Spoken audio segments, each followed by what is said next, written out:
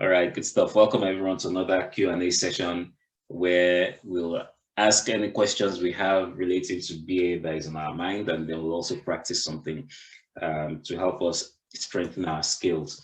So Ola, you had a question you were going to ask. Do you want to open the floor with your question? Yeah, thank you.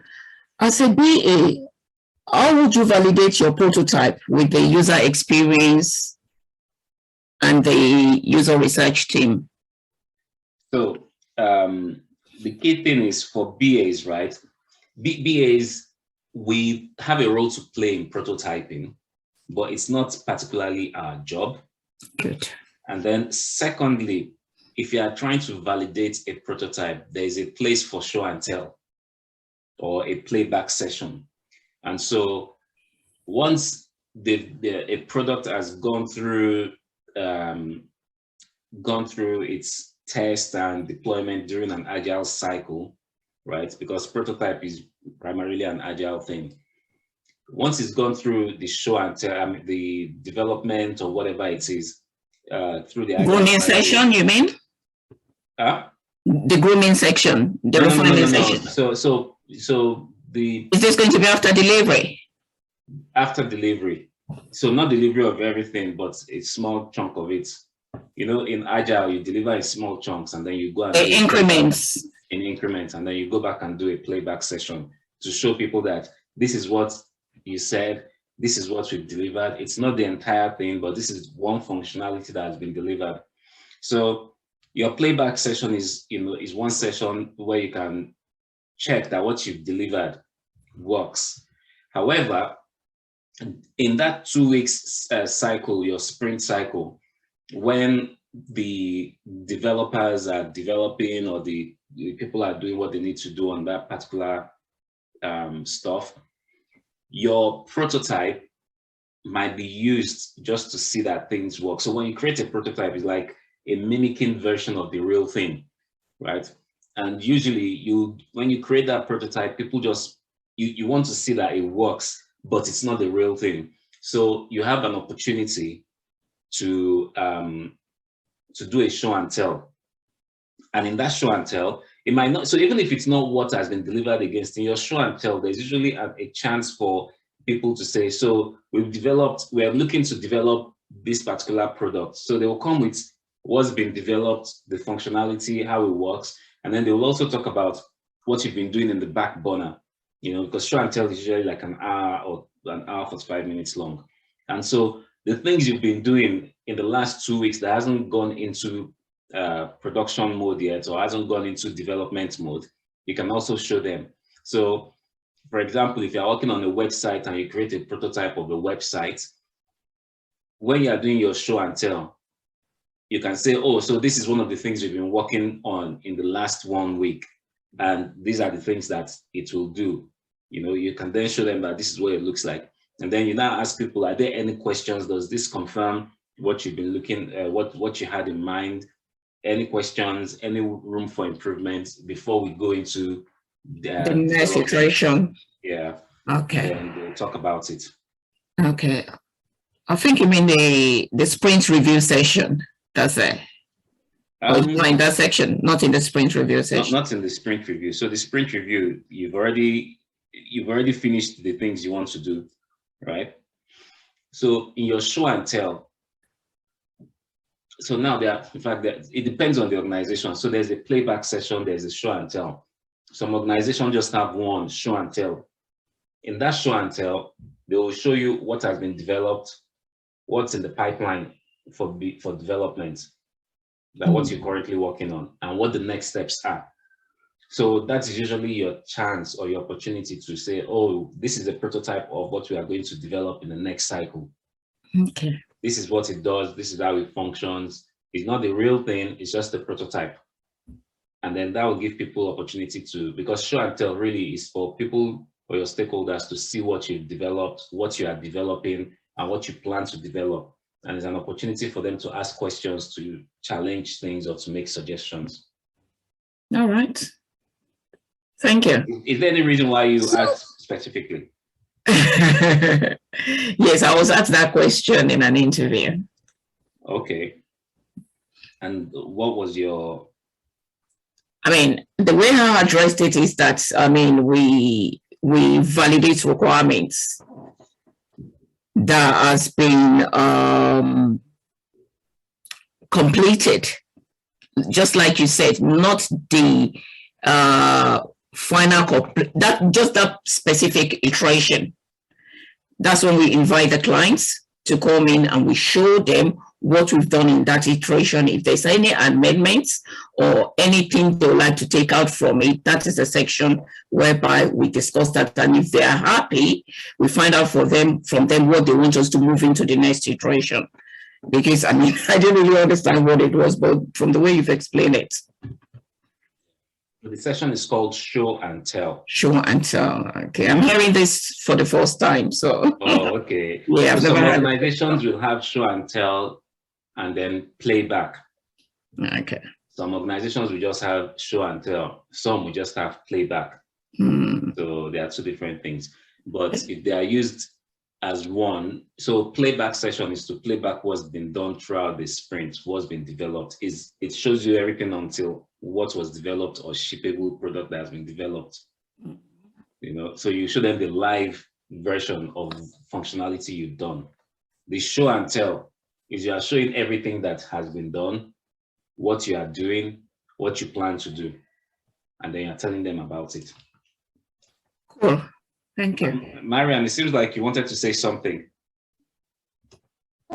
No, I think I just wanted to try and just put a different perspective, way of looking at it, and just to understand that sometimes this is why I always say history is important, because when you understand the history of things, then you will get a clearer idea of what's going on. So if we look at like a waterfall project, they just you're building your house. Let's take the example of a house. You're building the bathroom, the kitchen, the rooms, you know. When you're building them, you're designing everything, you're getting the architects together, the engineers, and you're just kind of like doing a waterfall, making sure the whole house is complete before anybody comes in. The client, you know, comes in and sees the house when it's finished. Now, when you're doing an agile, when you're working agile, because you're prioritizing, like for example, rooms, you say, okay, I really want the kitchen, you know, and we're going to start with the kitchen. So everything that you've done during that iteration, the kitchen and what you're actually going to do that's where the Show and Tell actually comes in to say, okay, this is what the kitchen is going to look like and everything. Because you know, once you've done that, then you're saying, okay, we're going to move on to the bathroom because that's the next thing. But at that stage, what you're trying to get people to understand is to get a good understanding and a picture, kind of visualize what it is that you're actually going to be delivering, what you have delivered, you know, in that iteration. And then the other thing I was going to mention is, because you mentioned something, Ola, the retrospective. So just to make sure you get some of the terminology, because they might ask you at interviews. Retrospective is it meetings? Is what they call them, retrospective meetings in Agile, where after you release something, before you actually go. Retrospective. Sorry. Sprint retrospective. Sprint retrospective. Yes. Or they just call it retro. Yes. So because that's because you said something, Ola, and that made me kind of allude to this. So the retrospective is basically after each sprint, where you actually look back and say, okay, what did we do? So you're looking retrospectively to see what did we do right, what did we do wrong, what will we do better, so that next time we're going to next sprint, we don't carry in the issues, or we continue to do or even better on the things that we like. All right. So you might have that as well come up in an interview. Does that help?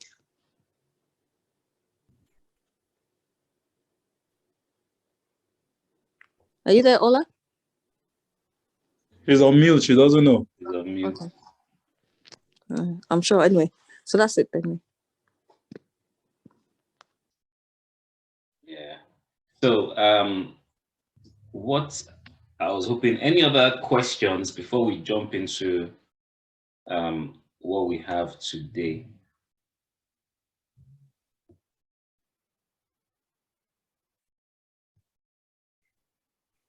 Okay.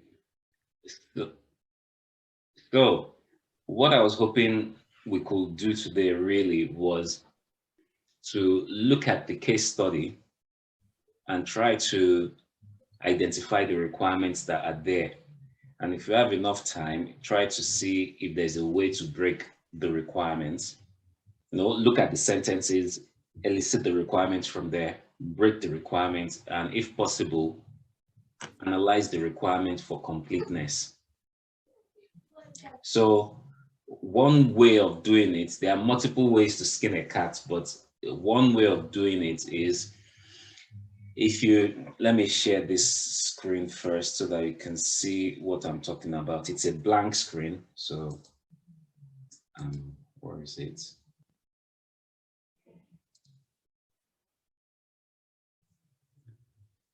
So can you see my screen? Yeah, I can. Is there a spreadsheet you can see? Hello, guys. Sorry, I had so many screens opened. That's the reason why. But Mariam, I perfectly heard everything you said. All right. Cheers. No, that's great. Okay. That's yes, fine. I heard. I had so many screens open. I just had to minimize some in order. Eventually, I got to this, so it's okay. I know one person that usually has multiple tabs open like that. It's okay. Doing.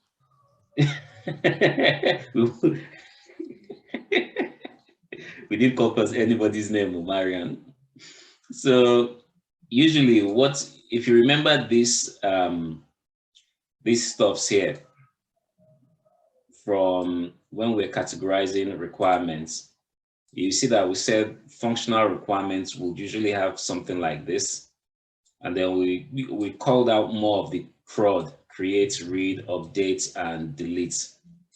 But the idea is when you're looking at requirements, you want to make sure that by the time you go through all your requirements, some requirements will fit under each of these categories. If you have a requirement that doesn't fit under this category, you'll know that's one, you've missed a requirement.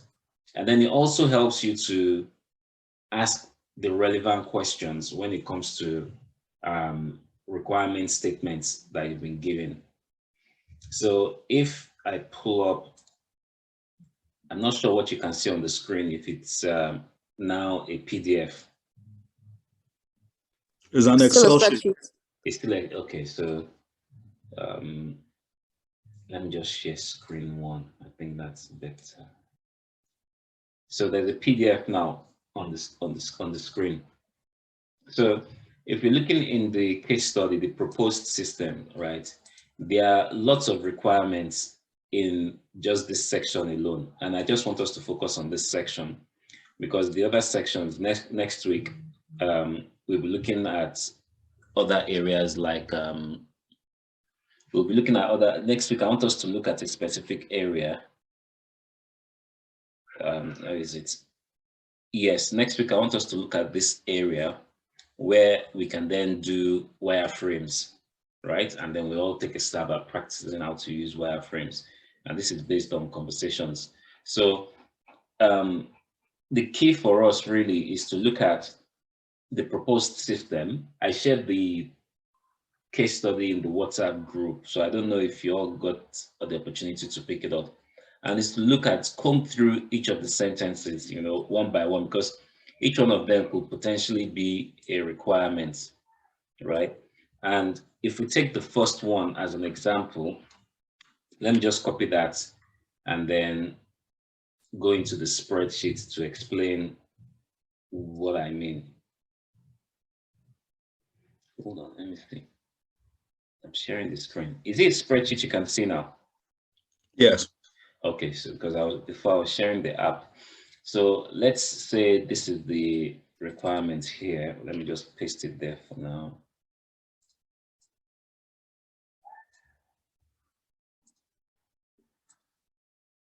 So let me blow this up a bit so you can see. So now if you look at this requirement, right? It's a statement. We don't know that it's a requirement just yet until we start to do our analysis. Fine, we know that we've gone to speak to our stakeholders. And one of the things the stakeholders said is when the system is fully operational, customers will be able to place an order online and complete the payment. Now, if you look at this, there's probably more than one requirement there.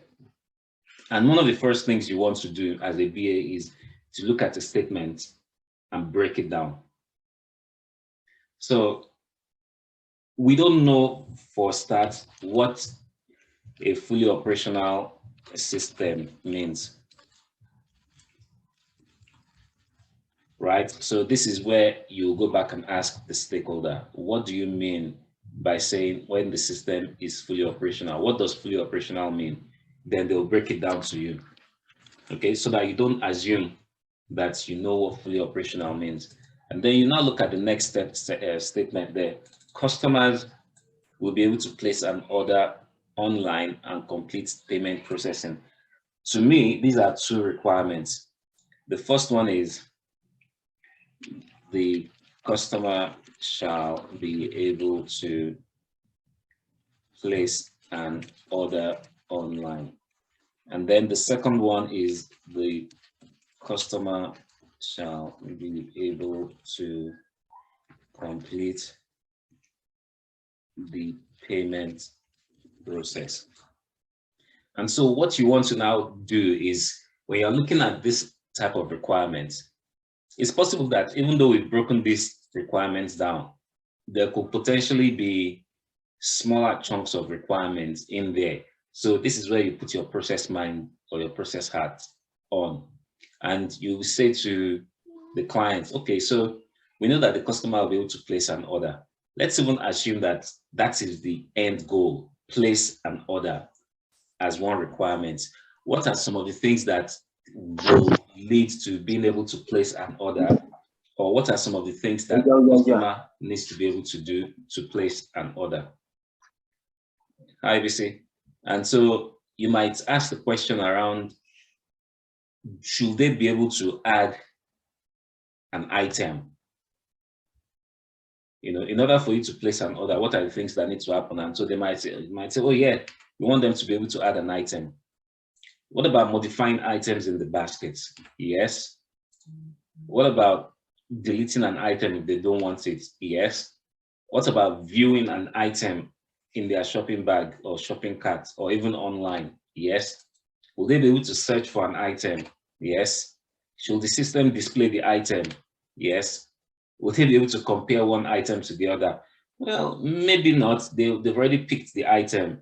So no, or not necessary. Will they be able to transform the item? Is irrelevant. Will they be able to summarize the item? No, but they might be able to see a summary of the item before they pay for the item, right?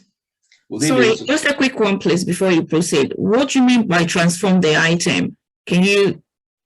So transform means change the look of something into another thing. So Okay. if they are online, transforming an item is irrelevant. You either pick an item or you don't pick an item. That was why I asked the question. I'm thinking, is that the same thing as update?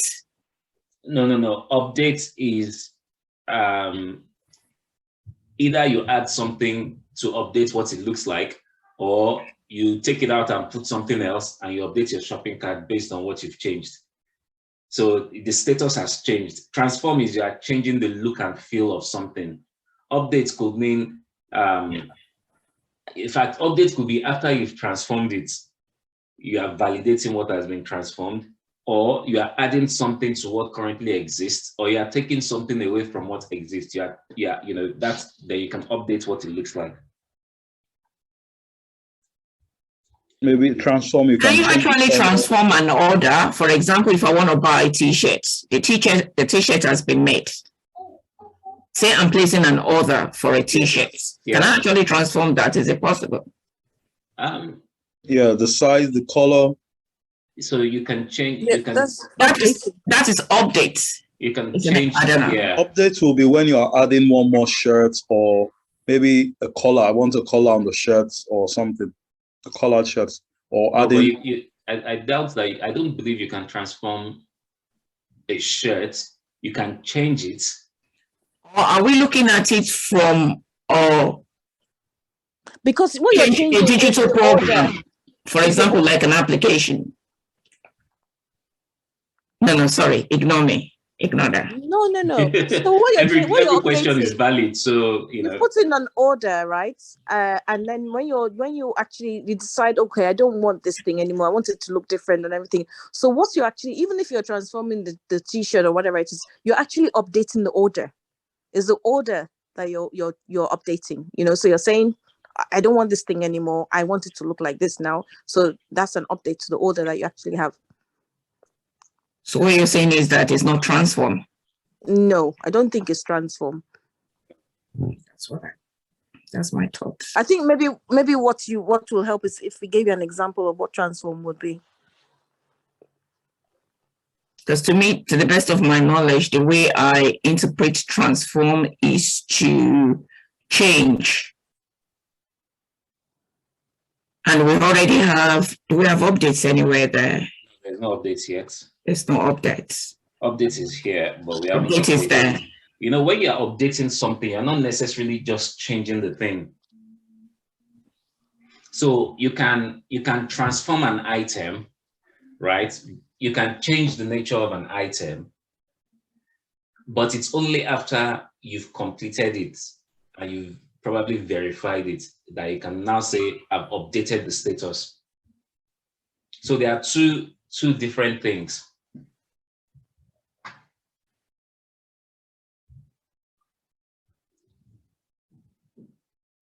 Have I confused you enough? It's okay now. So No, so these things, the more you do, the more you get, the more you understand, you know. Sorry, I want to barge in here for a bit. Ola. So yeah, for example, if you place an order for a car, okay, you're probably buying a convertible one, place the order. But if you go back to look at it and you're like, no, the weather is not good for a convertible. Let me change this order to a full hard top car, or probably it's going to rain, so you maybe want an SUV instead. So you go for a Toyota SUV instead of a Toyota convertible sedan. So that will be transforming your order. But to update, is it the existing order you are transforming? Yeah, that's still your order. You've placed that order, it hasn't been delivered. So you are enhancing it. You're enhancing it, maybe adding a little bit of more functionalities. Yes. So you can enhance it, yeah, by transforming it. You're adding functionality, you're adding features. So that is you transforming it. But to update it now is that your basket has changed. So are you going to accept that change? That is updating it. Yeah. You get, so if, for example, you can even say, okay, I want 2 Jeeps. I want a red one, I want a green one, or I want to add an SUV to my convertible. Then you now accept it. That is updating your order. Okay, well, you can always transform your order if they have not yet delivered. Let me give you a typical. Can I step in here? My hands are being raised up. Your hands are up. Yeah, I noticed. Yes. So basically, say for instance, you change, which is what I said earlier. Pardon? No, go on. Sorry, go on. Yeah. So say for instance, you want to do a customized pair of trainers. Okay. You want to order, say, 3 pairs. You go in and you customize, and then you order 1 pair. And then it dawns on you, oh, no, I need to make changes to the customized trainers. Maybe I want to put in my initials on each pair. That is transformation. But the moment you change it from 1 to 3, you remember you ordered 1 instead of 3, and then you change it to 3. So that's an update. But when you make alterations to your existing order by adding an initial or changing the color code, that's transformation. So that's a change you've made there. So I know the confusion. Yeah, it's very confusing, but it's different. So making the changes to the trainers itself is a transformation element. Whereas the update of the number. Yeah, sorry for the initial outburst. So I just joined, so I'm not a little confused, but quite confused. I see, I hear transform and update. I think I sort of get a difference. But isn't transform the same or similar to modify? Because if I'm getting an order and I'm trying to change some things, I'm modifying it. So I take a blue pair of trainers and I want my initials on it. I'm modifying my order and I'm making adjustments to it. I think it's a modification. It's still the same order. It's a modification. It's changed, or it's changed from what it originally was. So yes, how do you draw the line between modify and transform? Because I see modify here as well. Yeah, modify is like what you just said. Modify is you adding your signature or whatever you want to it. Yeah. Transforming is changing your sandals to a trainer's. You know, your order from sandals to trainers or from trainers to something else. That's transforming it. Okay, so you're saying when you sort of change what the product is. Yes, you can transform it here. Okay, all right, that works. All right, thank you. You're welcome. I like the nature of the conversations going on. Hello, spanners. No. It's not Where even does- that it's spanners. It's. Can I ask a quick question, Tony, before you ride on? So where does improvement come in to play? So when you say improvements in requirements, if you tell me you want to improve something, I'll tell you to define what you mean by improvement. Okay. It's not, it doesn't get it to the smallest level yet. Okay. So improvement could be this, you know, it could be adding something. Okay. Or changing what the thing looks like completely. Okay. You know, so that's improvement. But then you'll have to tell me what it means. So when you say you want to improve the system, and I say, okay, so what exactly do you mean by improving? What do you need to see for you to know that the system is improved? Or what are the things that have to happen for that system to be an improved system? Is it that it's going to be faster? Is it that the screen resolution is going to be brighter or crispier? Is it that the sound quality of sound will be high pitched? You know, you will now have to break down the improvements. So it's fine that you want to improve the system, but you also need to, you know, the stakeholder needs to elaborate or chunk down what they mean by improvement. Okay. Would you say that is synonym to enhancements then? Improvements? Well, you can still call it enhancement, but then you still have to tell me what you mean by enhancing something. It has to be such that it's broken down into almost like a task-like level. Definitely. Such that you are not second guessing whatever the outcome there would be. So BC, when you joined, we were looking at one of the requirements in the case study. So in the case study, we are looking at the proposed system. And I was saying that sometimes your stakeholders will just give you a requirement, you know, as a statement. It's now your job as the BA to actually dissect that statement. So we put that statement here. When the system is fully operational, customers will be able to place an order online. And I said, when a stakeholder says this sort of thing, you need to go back and ask, what is fully operational? What does it mean? Because you don't want to make an assumption. So you need it in their own words to tell you what they mean by fully operational. Okay. And so when they tell you what that means, you can then actually write it out, because that in itself could actually be a requirement when they break it down to the smallest level. But then, and I said, inside the requirements, inside this statement, there are two different requirements there. Customers will be able to place an order online, and then customers will be able to complete a payment. So I broke it down into two. And I said, while this is a valid requirement, it's possible that this requirement is actually an end goal in itself. And so you want to know that the requirement is complete or there are no missing requirements. So when you ask a stakeholder, fine, I like your requirements, customers should be able to place an order online. You then have to follow up with questions like, in order for them to place an order, you know, what are the other things that needs to be in place? What are the other things they must be able to do to place an order? So, and sort of like a process map. It's almost like, you know, as a BA, your brain has to be structured in like a process map way, because everything has to be logical, you know. And I say BAs are usually geniuses because you take things that are illogical or complex, or, you know, things that are, let me say, creative in nature, and then you take it, understand it, and then put it into a logical way without losing the meaning. And so, yes, almost like a process map. But what now happens is when you take a stakeholder through this sort of analysis, You probably don't need to show them your spreadsheets, but you'll be asking them those questions. You know, I know in order for me to place an order online, there's nothing about copying an order. It's not relevant. You're not sending anything. You don't need to store. Well, maybe you can store the order if you don't want it. If you don't want to pay for it now, you can't afford to pay for it now, you can store it. So save it for later. Save for later, yeah. Then, do you need a report on the order? I don't think it's necessary, but the admin. So reports, not like you'll need a report, but you want to be able to go back to your accounts to see things you've bought in the last 6 months or 12 months, or if it's important to you. So there might be something around reports, but it has nothing to do with placing an order. You know, at this point in time, it has to do with after the order has been placed, life after the order has been placed.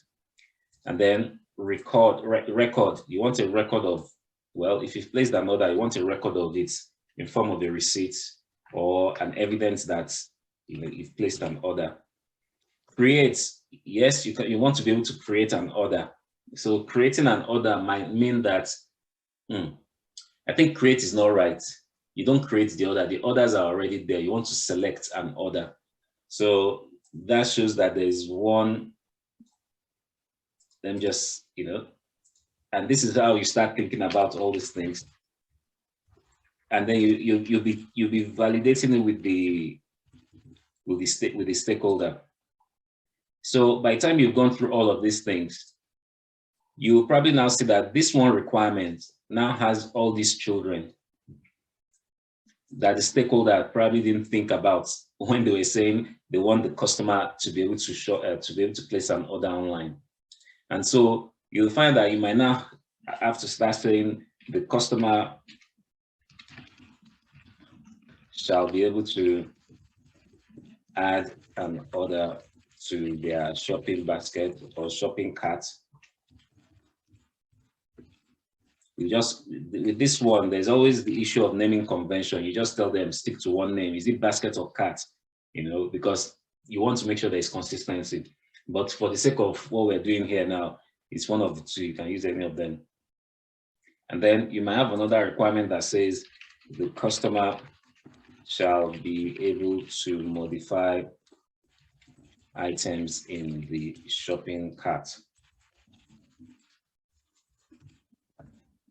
And then, so by the time you start doing this, you're now writing all these requirements. And the reason why this is important is if you write a requirement about placing an order online without all the other things, it's possible that the developers who are looking at things from a solutions only perspective might just go and build a solution that, yes, somebody will be able to place an order, but they might not be able to add anything. They might not be able to modify the order. They might not even be able to delete the order. Once you select it, that is it, go and pay. And that is not a fit for purpose product. And so when a stakeholder gives you 50, 60, 70, 100 requirements, you want to make sure that you check that none of the requirements are missing. And the best way to do that is usually, going through this set of questions. You might not even need to go through all of them. Some BAs are happy with going through something called fraud, which is create, read or record, update and delete. And then create could be so many things, Create could be, you can decide to add you can decide to break it into smaller chunks, maybe add, build, and things like that. But some BAs just prefer to just leave it at CRUD. Even BCS, British Computer Society, and I think IIBA, when they teach you, they just teach you to use CRUD to look for missing requirements, or to use CRUD to ensure that your requirements are complete. But we have a more extensive vocabulary that we can use, and it just makes your life a lot easier. Any questions? Is there an acronym for your extensive vocabulary, or if I had to create an acronym for this, it should be might like be a the planet sentence? and the air, exactly. Okay. So we have, in the BA training manual, this. Shokpe, that's your homework. Okay, I'll work on it. Okay, Shokpe, in that case, since Anna is giving you the homework, maybe you really want to create an acronym for us. So I think That was Marian. Oh, Marian, correct. Shokpe, Marian is on fire. Shokpe, you have assignments. Yeah, you become a ventriloquist. You are throwing your voice about the place, Anna. Tell you It came out from Marian. So let's since I've done half of the first one, let me see if I can send this spreadsheet into the WhatsApp chat so you can download it. So I think we have 7 minutes to go, but maybe we'll do 10 minutes. I knew I said we'll finish 9 on the dot, but let's just use the opportunity, or in fact, let's do it together, the second one, right? So I think someone, okay. Shola, you just joined, right? So you've missed a lot of what we said, but let me quickly run through it for you so that you understand what we are saying, right? All right, thank you. So yeah, no worries at all. So I said sometimes a requirement can be given to you by a stakeholder as a statement or a sentence. So we took the first one, from the proposed system. And then I said, usually when they give you that requirement, it might look like this is a valid requirement. And what you need to do is actually, as a BA, to actually look into that requirement, to analyze it, to break it down. And so just by looking at the requirements, there were 3 sentences that came out of it. The first one is, when the system is fully operational. I put a question mark there and I said, if I was with a stakeholder, I'm going to ask them the question, what does fully operational mean? Because it might mean something different to me, it might mean something different to them, and you don't want to assume. So you ask the question, what does this mean? But then there's another thing there. Customers will be able to place an order online and complete payment process. In requirements, we don't use and. Every requirement should be singular, should be unique, and should be at the smallest level. The only level below requirements level is solutions level, and that's not for BAs. So because there are 2 different requirements, I now broke them down into the customer shall be able to place an order online, and then the customer shall be able to complete the payment process. Those are the 2 requirements from here. You look at it.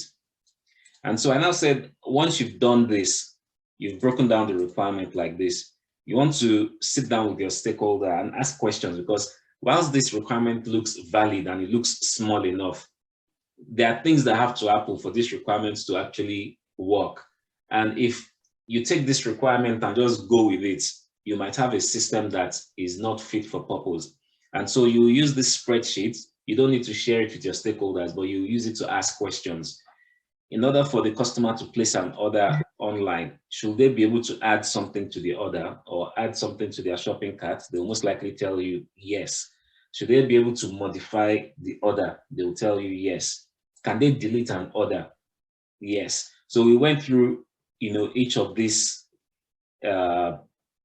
elements of the requirements, and then we started using yes and no, yes and no. And there was a question around transform and change versus it was transform and change versus what again? Upgrade. Modify. Update. Modify. Okay, modify. Update and modify. Update and modify. So that's where there was a question, which everyone deliberated on. So what I then did after that was I now took this one requirement and looked at each of the section where we said yes. I only did 2, and we came up with the first one. The customer shall be able to add an order to their shopping cart or shopping basket. And then we came up with the second one, the customer shall be able to modify items in their shopping carts. So rather than go through all of them and be writing those requirements, I said we should, now that we have an idea, that we should spend the next 10 minutes trying to break the second one down. So I wanted us to do it individually before, but because I know time is also of the essence, I said we'll do it together in groups. And that's when I noticed you on the line. So that's a quick roundabout way of getting to where we are. So do you understand what we've done now? Yes. All right. So everyone, I think we should do it as a group so that we're able to finish, whether 5 minutes past the hour. So I agree. I'm Mr. Stakeholder now. My second requirement is the customer shall be able to complete the payment process. So looking through each one of these, I think to complete a payment process, you don't need to add anything. Do you? What about your payment details? Correct. Correct. What else? I may wrongly type in my account number and I want to modify it. I may decide I don't want to use maybe HSBC card. Can I change it to something else? Delete. Payment, delete it. You can delete your payment record. Payment records, yeah.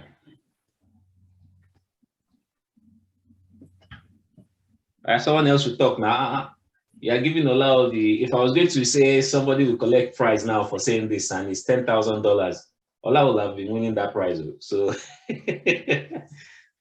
We can view the details of our payments before correct. Yeah. Correct. Search. No, you can't search. Yeah. No, you can. Payment history, maybe. Depends on the organization. You can search your payment history. What's the requirement again? The requirement is to make payments. To make payments. Yeah. Complete the payment process. Search. What are you searching when you're completing the payment process? I don't think you can search. No, you're not. You don't need to search anything.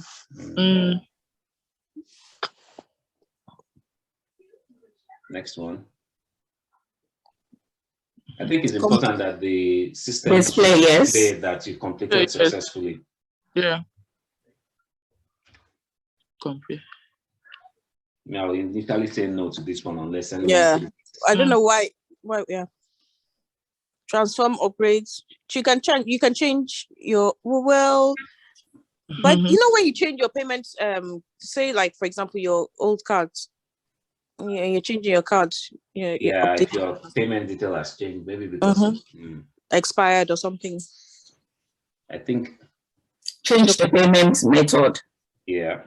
Yeah, you can change. You can number of things you can change. Yeah, so that will be a yes there. Well, you're not necessarily summarizing. When you're adding things to the basket, are you summarizing? You're not summarizing. We're making payments now. We're not looking at adding to the basket. Okay, so I would say no to summarize. You can summarize payment too, because if you know that there are some time like Amazon now, for example, if you buy a couple of things, you can select the ones you really want from the basket, and then like in short, just pay for two instead of. No, I think I've missed the concept of summarizing. Is that not modifying? Yeah. Okay, that's what I said. I've missed the concept of summarizing that. Sorry. Yeah. No, but there's no need. There's no sorry there. This is what happens when you're working. You need to validate these things and just make sure you have the same understanding of what it is, because what they what that requirement is. Because some people might say, "Oh no, this is what we do," and other people would, but yes for some and no for others, depending on how the process works. Okay. So good questions. I mean, it's good to think about it and question it. What do you think of this? Sorry? I won't want anybody to copy my payment details online when I'm making payments. Nope. And where would you copy it from? If it's stored on if your payment detail is already stored in the application or in the online shopping, whatever, you don't need to copy. You are just going to reuse. Yeah, and a lot of systems now don't even let you copy. You have to, as a security measure. Yes, for send. Exactly. So send payment details. Send to where? Yes. Okay, so how would you send payment details when the payment? Once you've completed all your card details, you should be able to hit a button to send it to the gateway that will enable the payments to come out from your own account. But you're not sending it. right requirement, wrong requirement. Let me explain. Is the right requirement Wrong. used for the more technical side, but not for a customer? The customer doesn't need to know that there's a payment gateway sending. Ah, yeah. It's Yeah, not the it will customer's come problem. in handy You're right. for further requirements, but True. this is for the customer. For the customer, doesn't you're need to right. know. Correct. It's exactly the same way when you were talking about creating an order. When I'm saying customer does not create an order, they select an order, but person that's actually creating the orders, that creating them on the system, should be able to create the order. Yeah. Does that make sense? For store and save, there are some websites that ask you if they can store your card details for future use. Yeah. You might have to consent to that. So, and Yeah. some people will also decline. So, are we saying yes and no, or just yes? You can have the ability. You can have the ability. Exactly. It's having the ability. That is the once you have the ability, it's your choice, yes or no. But Right. And then you might have two acceptance criteria to say something along the lines of our customers. Yes and no. Yeah, yes and no. Can customers decide to save their, and can customers decline to save their card details? But that functionality would have to be there first. Is it important for a customer to report on generate a report? Yes. Yes. For the customer, No. what kind of reports is customer generating? Like if you can print out your Receipt. invoice, or you can print out the summary of items you bought and what they cost. That means you But have a record of it. You can have a record, but who is creating that report? No, you're not creating the report. You can view the report. Yeah, you can view like you can view But it gets sent to you. You don't generate it. Yeah, Once you don't payment generate it. You can once view it. payment is completed, it gets generated and you receive it. Exactly. So that's a yes. So that's a read. No, that's No. so for reports. No. I think report is more for an admin function. Admin function, not for a customer. What about record? Yes. The reason why I said yes is because, for example, Amazon, if you bought something today, it will record it and then it will advertise it to you next time, or it will ask you if you want to purchase again. So they recorded that item. This is payment functionality we're talking about. Oh, is this payment? Yeah. Oh, sorry then. No, it's good. At least now we're beginning to see. So that's an admin. That's an admin functionality. Admin function. Yeah. But it's good because we can now see how we have to think about requirements. Who is the end user? What about create? No. What about select? Select payments. No. Fast payment. So customers shall be able to complete payments. So I think if you're looking at select, there might be an opportunity for you to select payment option. So yeah, you can select payment option. When you're thinking about these things, think about them in context. Yeah, the requirements. Exactly. Because That's if you think about it in confusing isolation, you will get it wrong. Yeah. So select payment option. The customer should have the opportunity or ability. The customer shall be able to select a payment option. So selecting payment option is also credit card or debit card, MasterCard or Visa PayPal. card, or PayPal, or Apple Pay. Or these days. Cash App. Cash App. You can also select whether to pay now or not. And you can use Klarna. They have Klarna, they have Zilchi, all those payment options. Exactly. So you can select payments. Update. You can only update your payment option. You can update if you try to pay with HSBC card and for some reason there's no money on the card, but you're not aware of it, and the card got declined. You should be able to update your card details. Yes. Yeah. Can I put something else in the wheel here? Just add something. Yeah. So, Tony, this is okay. So these things that we're doing, right, within context, why I say within context as well, because don't forget that each organization will also have its own business rules, Yes. right? And the business rules are pertinent to what you can do in some things. So that's why it's not one size fits all. You can't tarnish all organizations with the same brush. You need to understand what the business rules say. What are they allowed? Some people say once you have, for example, if you reach a threshold of something, then cut out whatever it is, or if payments are, I don't know, whatever they have, So your business rules will also help to determine how your requirements, what you can do. Have I just complicated it, or is it clear? No, is that for the updates? Are you trying to bring context into the update? Into anything that you're doing? So okay. So something like the updates. Yeah. So for example, if my credit card has expired, for example, I can always update my details. Yeah. Yes, you can update your details. Yeah. You can make payment, but there's some I don't know, and that's why I said to you some. Let's think about some finance industry, because I can't think of any example, but some areas they're very strict, much more strict, and they will say, okay, you can, if your card is whatever, you still have to go and validate it, for example. Okay, you'll be able to update, yeah, but within that update there might be some rules that are saying you cannot update it without definitely. Some business without an rules. OTP. Yeah, so they might do one-time password. They might actually do an online validation rule that works behind the scene. If you notice, if you are going to shop online for the first time and you're using your card, sometimes they will tell you that we are validating the card with your payment provider, verifying your card details with your payment provider, just to make sure that it's the right person using the right card. And then they might ask some more information, like what's the last number of your sort code? Oh, how much was the last amount? How much was the last? Yeah, exactly. Yeah. That is spent. Or they can send you a one-time password, one-time code, exactly, OTP. Exactly. So you see, all of them have different ways of validating, right?